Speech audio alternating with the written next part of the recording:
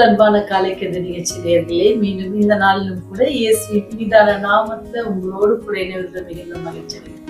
இந்த நாளிலும் கூட தேவன் நமக்கு நம்முடைய மேல் அவர் வைத்திருக்கிற அன்பை குறித்து உங்களோடு பகிர்ந்து கொள்வதில் மிகுந்த மகிழ்ச்சி அடைகின்றேன். என்ன அப்படின்னு பாத்தீங்கன்னு சொன்னா, இன்னைக்கு நமக்கு வருகிற வாக்குத்தத்தத்தின் செய்தி எங்க இருந்து பாத்தீங்கன்னு சொன்னா, ஆதியாகமம் 1ஆம் அதிகாரம். அதுல நீங்க ரொம்ப விசேஷமா பாத்தீங்க அப்படின்னு சொன்னா, ஆண்டவருடைய சிருஷ்டிப்பை நமக்கு ரொம்ப அழகா சொல்லி கொடுத்துருப்பாங்க. அழகா நம்ம புரிந்து கொள்ற அளவுக்கு அது ரொம்ப விளக்கமா ஒவ்வொரு நாளும் என்னென்ன சிருஷ்டித்தார் அப்படின்ட்டு சொல்லப்பட்டிருக்கோம். அதுல முக்கியமான சிருஷ்டிப்பாகிய மனிதர்களை அவர் எப்படி சிருஷ்டித்தார் அப்படின்றத பார்த்தோம்னு சொன்னா, அது ரொம்ப ஆச்சரியமா இருக்கும். யாருமே எந்த கடவுளும் அப்படி நினைக்க மாட்டாங்க.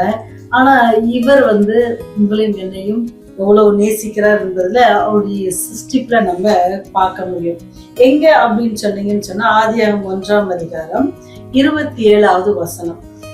தேவன் தம்முடைய சாயலாக மனுஷனை சிருஷ்டித்தார், அவனை தேவ சாயலாகவே சிருஷ்டித்தார், ஆணும் பெண்ணுமாக சிருஷ்டித்தார். அதுலயும் பாருங்க, அவர் எல்லாத்தையும் என்ன செய்யறாருன்னு சொன்னா, ஆணாக இருந்தாலும் பெண்ணாக இருந்தாலும் அவங்க எப்படி சிருஷ்டிக்கிறார் அப்படின்னு சொன்னா, அவரை போல சிருஷ்டிக்கிறார்.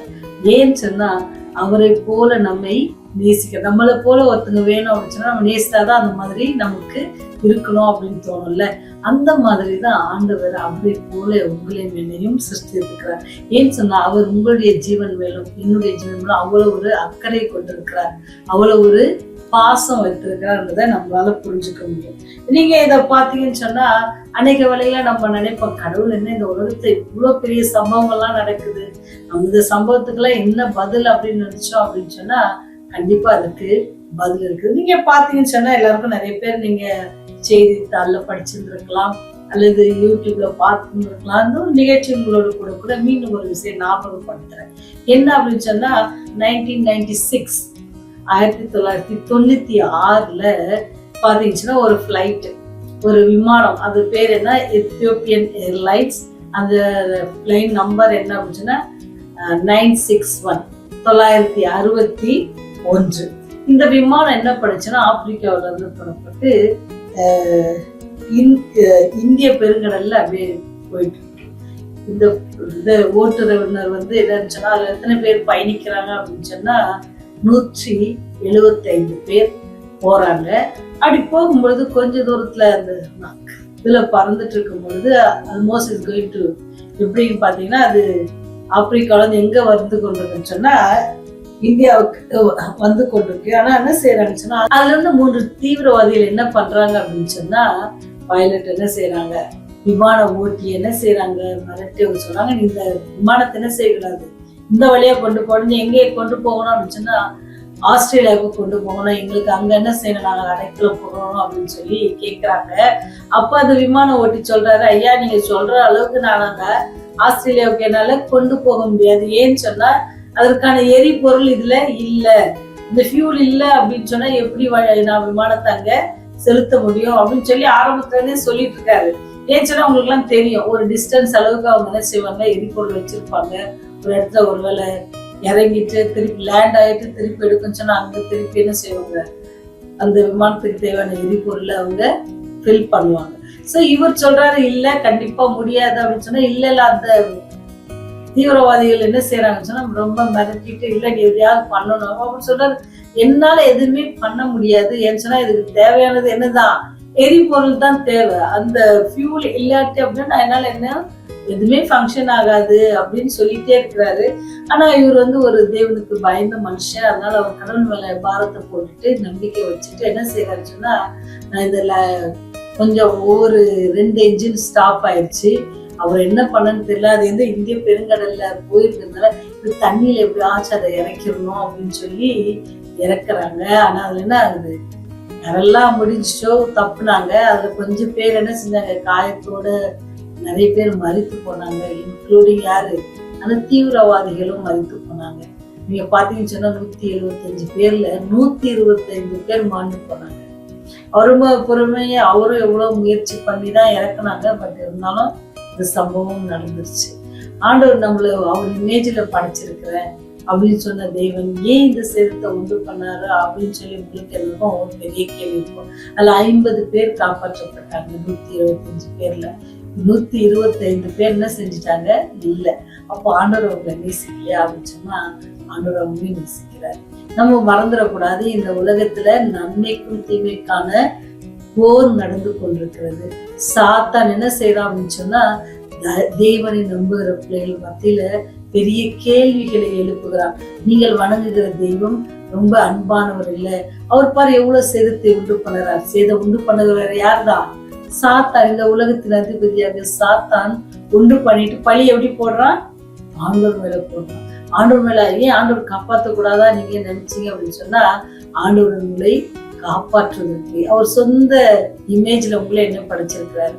காப்பாற்றுவதற்கு அவர் எப்போதும் ஆயத்தமா இருக்கிறார். ஆனா அதற்கு நாம் ஆயத்தமா இருக்கணும். ஒரே அளவுக்கு லைஃப் ஜாக்கெட்ல கொடுத்துருப்பாங்க, அதை சரியான நேரத்துல பயன்படுத்தி சரியான நேரத்துல அவங்க இது பண்ணியிருந்தாங்கன்னா தப்பித்திருக்கலாம். ஏனோ தானோ என்று இருந்திருந்தாங்கன்னா நம்ம என்ன செஞ்சிட முடியாது.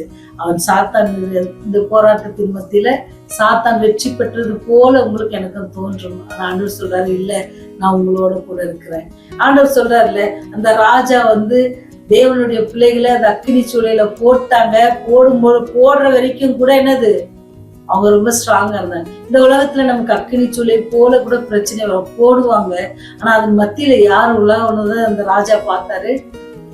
தேவகுமாரனை போல அவங்க மத்தியில உலாவுறாங்களே அப்படின்னு பார்த்தாங்கல்ல. அதுதாங்க நம்ம ஆண்டவர். நீங்க ஒருவேளை கஷ்டத்துல வியாதியில கஷ்டப்படும் போது அவரும் உங்களை பார்த்து வேதனைப்படுறாரு. ஆனா அவர் என்ன செய்வாரு? எப்படி யோபு கஷ்டத்துக்கு சாத்தான் எப்படி பர்மிஷன் வாங்கியிருக்கிறான்ல, வாங்கிட்டு சோதிக்கும் பொழுது அப்போ கடவுள் அங்க இடைப்படல. அது மாதிரி உங்க வாழ்க்கையில என்னுடைய வாழ்க்கையில கூட சேர்ந்து ஆண்டவர் இடைப்படாம இருக்கலாம். அதுக்காக நம்ம என்ன செஞ்சிடக்கூடாது? சோர்ந்து போடக்கூடாது. ஏன் சொன்னா வெற்றி சிறக்கிறவர் யாருதான்? நம்முடைய நியாயாதிபதியான நீதியான நியாயாதிபதி இயேசு கிறிஸ்து தான். அவர் உங்களுக்காகவும் எனக்காகவும் அவர் ஜீவனை கொடுத்திருக்காரு. சாத்தான் ஒருவேளை அவன் கொடுக்கிற பிரச்சனைகள்லாம் என்னது இல்ல, ரொம்ப நிரந்தரமானது அல்ல. சரிங்களா? அது என்னது, ஆண்டவர் நினைச்சான்னா அது அவருக்கு லேசான காரியம். எல்லாவற்றையும் அவர் மாற்றி போட வல்லவராக இருக்கிறார். அதனால இந்த மாதிரி சில நிகழ்ச்சிகள்லாம் நம்ம பார்த்து இதெல்லாம் நம்ம பார்த்து என்ன செஞ்சிடக்கூடாதான்? பின்வாங்கிட போயிடக்கூடாது. ஏன்னு சொன்னா ஆண்டவர் நமக்கு வாக்கு தத்துவம் கொடுத்திருக்கிறாங்க. நான் என்ன செய்யறேன்? மணியை போல உங்களை பாதுகாக்கிறேன். எப்படி இந்த இமை கண்ணை பாதுகாக்கணும் அது போல நான் உங்களை பாதுகாக்கிறேன்னு சொல்றாரு. ஒருவேளை அதை மீறியும் நமக்கு பிரச்சனைகள், ஆபத்துகள், வியாதிகள், கஷ்டங்கள் வரும் அப்படின்னு சொன்னா அதன் மத்தியிலும் அவர் நடத்த வல்லவராக இருக்கார். சாத்தானால் நமக்கு ஏற்படுகிற எல்லா பிரச்சனையும் இருந்து அவர் என்ன செய்வார்? நம்ம விடுவிக்க வல்லவராக இருக்கிறான்னு சொல்லி அந்த விசுவாசத்தோட நீங்களும் நானும் பயணம் செய்யணும்னு சொன்னா நம்முடைய அவங்களுடைய வாழ்க்கையில நம்ம என்னென்ன செய்யலாம்? ஆண்டவர் கூட அதிகமா நெருங்கி ஜீவிக்கும். இந்த உலகத்தில் வருகிற எல்லா பிரச்சனையும் நம்ம எதிர்த்து நிற்போம். தேவன் நமக்கு பலன் தருவார். ஆண்டவரே, எங்களை அதிகமாய் நேசிக்கிறவரே, எங்கள் மேல் இரக்கமாய் இருப்பவரே, எங்களை சேதம் வராதபடி பாதுகாப்பவரே, நம்ம விசுவாசிக்கிற ஒவ்வொருவருக்கும் ஆண்டவரே நீர் போதுமானவராய் இருக்கிறவரே, துதிக்கிறோம், சோஸ்திரிக்கிறோம் ராஜா. இந்த நாளிலும் கூட உங்களுடைய கிருபை, இரக்கம், தயவு எங்களோடு கூட இருப்பதற்காக நன்றி செலுத்துகிறோம் சுவாமி. எங்களுக்கு ஏற்பட்டிருக்கிற எல்லா பிரச்சனைகள் மத்தியிலும், சோதனைகள் மத்தியிலும், வேதனைகளின் மத்தியிலும், வியாதிகளின் மத்தியிலும் எங்களோடு கூட இருக்கிறீர் என்று சொல்லி ஆண்டவரே நல்ல வாக்குத்தத்தத்திற்காக நன்றி செலுத்துகிறோம். உங்களுடைய சாயலாக எங்களை படைத்திருக்கிறீரே ராஜா, அதற்காக நாங்கள் நன்றி செலுத்துகிறோம் சுவாமி. அந்த உங்களுடைய சாயலில் இருக்கிற நாங்கள் உண்மை போல நாங்களும் வாழ நீங்க எங்களுக்கு பலன் தாங்க ஆண்டவரே. சாத்தான் எங்களுக்கு எதிராக எடுக்கிற எல்லா போராட்டத்தின் மத்தியிலும் நீர் எப்படி அவனை மேற்கொண்டீரோ அதே போல தேவ வசனத்தை வைத்து நாங்கள் மேற்கொள்ளத்தக்கதாக நீர் எங்களுக்கு பலத்தை தர வேண்டுமா? இயேசு வழியை ஜெபிக்கிறோம். ஜெபிக்கிற பரலோக தந்தையே, ஆமென்.